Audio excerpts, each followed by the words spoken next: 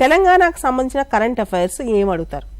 Simple to simple. First భౌగోళిక సూచి, geographical indications. దానిలో హైదరాబాద్ చెందిన లార్డ్ బజార్ లక్క గాజులకు జిఐ ట్యాగ్ వచ్చింది రీసెంట్గా. మీకు తెలుసు, హైదరాబాద్కి చెందిన లార్డ్ బజార్ లక్క గాజులకు జిఐ ట్యాగ్ వచ్చింది. అది ఇంపార్టెంట్ కదా. మీరు గమనించండి, హైదరాబాద్ బిర్యానీకి జిఐ ట్యాగ్ లేదు, కానీ లార్డ్ బజార్ లక్క గాజులకు వచ్చింది. హైదరాబాద్ హలీంకి జిఐ ట్యాగ్ ఉంది. అలా కరీంనగర్ సిల్వర్ ఫిలిగ్రీ, నిన్న కూడా న్యూస్లో ఉంది, అంబానీ ఇంట్లో పెళ్లికి కరీంనగర్ సిల్వర్ ఫిలిగ్రీ గిఫ్ట్లు ఇస్తున్నారంట. అంటే మన కరీంనగర్ యొక్క ప్రాశస్త్యం అంత దూరం వెళ్ళింది. సో ఖచ్చితంగా జిఐ ట్యాగ్ ఉన్న అంశమే కదా అది. సో రీసెంట్గా మీరు గమనిస్తే కొన్ని అంశాలు, చెరియాల్ పెయింటింగ్స్ అనుకోండి, అవి కూడా న్యూస్లో ఉన్నాయి.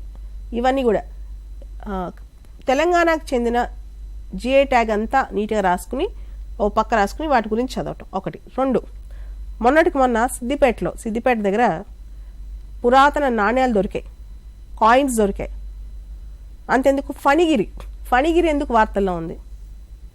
పాండవుల గుట్ట, ఈసారి చాలా ఇంపార్టెంట్ ఎగ్జామ్కి. పాండవుల గుట్ట దాని ఎందుకు వార్తల్లో ఉంది?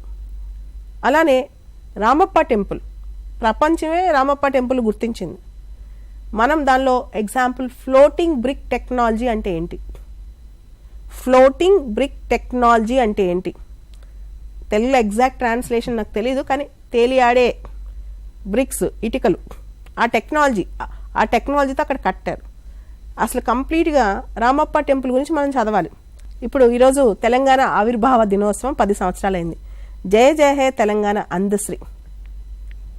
ఓకే, తెలంగాణ చిహ్నం గురించి, తెలంగాణ జయ జయ హే తెలంగాణ పాట గురించి. అదేవిధంగా తెలంగాణలో ప్రస్తుత ప్రభుత్వం రీసెంట్గా తీసుకొచ్చిన మార్పులు, పథకాలు, ఉదాహరణకి మహాలక్ష్మి, గృహజ్యోతి, యువ వికాసం, చేయూత, రైతు భరోసా, ఇటువంటి రకరకాల కొత్త ప్రోగ్రామ్స్ ఉన్నాయి కదా, వాటి మీద ఎక్కువ దృష్టి పెట్టండి. ఆ ప్రోగ్రామ్స్ ప్రతి డీటెయిల్ తెలియాలి, ప్రతి డీటెయిల్ అనమాట, కంప్లీట్ డీటెయిలింగ్లోకి వెళ్ళండి. దాని తర్వాత తెలంగాణకి గత సంవత్సరం నుంచి వచ్చిన నోబెల్ లారియట్స్, తెలంగాణని విజిట్ చేసిన విశిష్టమైన వ్యక్తులు, నోబెల్ ప్రైజ్ విన్నర్స్, పక్కా అది బాగా చూసుకోవాలి. తెలంగాణ గత సంవత్సరం నుంచి వచ్చిన నోబెల్ లారియట్స్ అన్నమాట. ఓకే, తర్వాత తెలంగాణలో పండగలు, తెలంగాణ కల్చర్ జాగ్రత్తగా గమనించాలి. తెలంగాణలో గొప్ప గొప్ప కవులు, రచనలు, ఇవి చూసుకోవాలన్నమాట.